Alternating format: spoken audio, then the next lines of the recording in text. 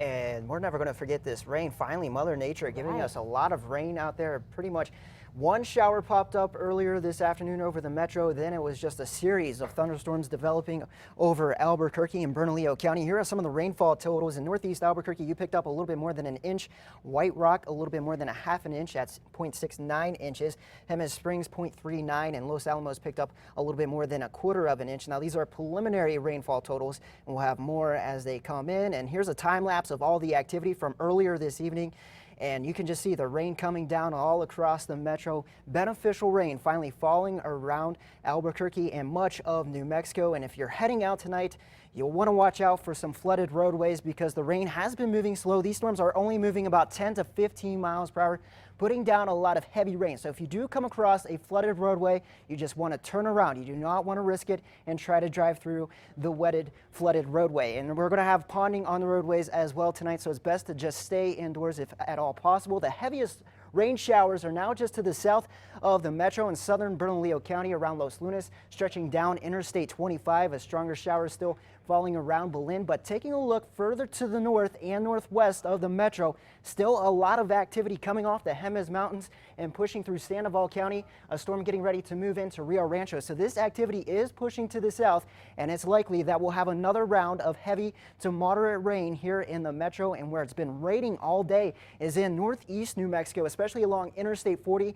near Tucumcari. You can just see a lot of activity, yellows, greens, indicating some moderate to heavy rainfall still in the northeastern and eastern half of the state. And we're going to see more rain showers, not only for tonight, but also for several days to come in the next 7 days. So taking a look at the satellite and radar, you can see most of the activity was eventually, or at least started, in eastern New Mexico. Then it spread into central and western New Mexico. And there's still a lot of activity off to our east in Texas. That's where an area of low pressure is right now. And that low pressure system is headed our way as we head into Monday, bringing more widespread rain showers. And the potential is also there for flash flooding tomorrow and into Tuesday. So here's the current temperatures where it's been raining. Temperatures are in the 60s. Where you haven't seen much rain around Roswell and Carlsbad, temperatures still on the hot side, 80 degrees in Roswell and 90 degrees in Carlsbad.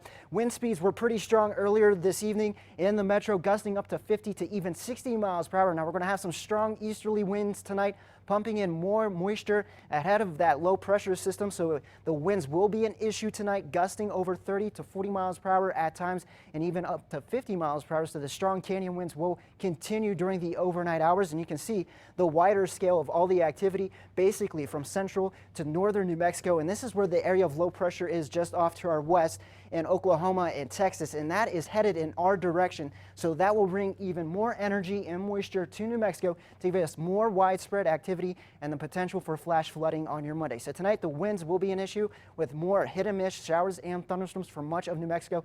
Then tomorrow the flooding concerns return with that low pressure system moving over the state, and then it's going to park itself right over New Mexico by Tuesday, pumping in even more moisture for more scattered storms around New Mexico. And then the rain chances will continue even as we head into Wednesday. They'll come down a little bit for at least the northern half of the state, but the further south you go, the better chance you'll have at more storms for the middle of the week. So here's Superstorm Track as we put it into motion for tonight. The showers will continue during the overnight hours. Then we'll have another round of showers and storms between 9 and noon. So as you're heading back to work, you'll probably run into some thunderstorms, especially the further north and northeast you go. Then those showers will spread into Albuquerque and then into the western and southwestern portion of the state. So here's the extended forecast for southern Colorado.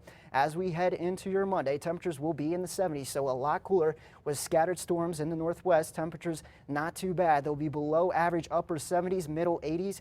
And then in the southwest, we'll be in the 70s and the 80s, 81 degrees in TRC, 83 in Alamogordo with heavy afternoon storms. And the southeast, temperatures dropping back into the upper 70s. And the northeast, another round of storms with temperatures in the 60s and the 70s, so well below average temperatures. Over the northern mountains, we'll have another round of storms during the afternoon and evening hours. And storms once again in the East Mountains with temperatures in the 70s. And here in the metro, we'll only be climbing into the middle to upper 70s, so well below average. Our average high is around 90 degrees. We're going to stay in the upper 70s for Tuesday with more rain on the way by the middle and end of the week. All right.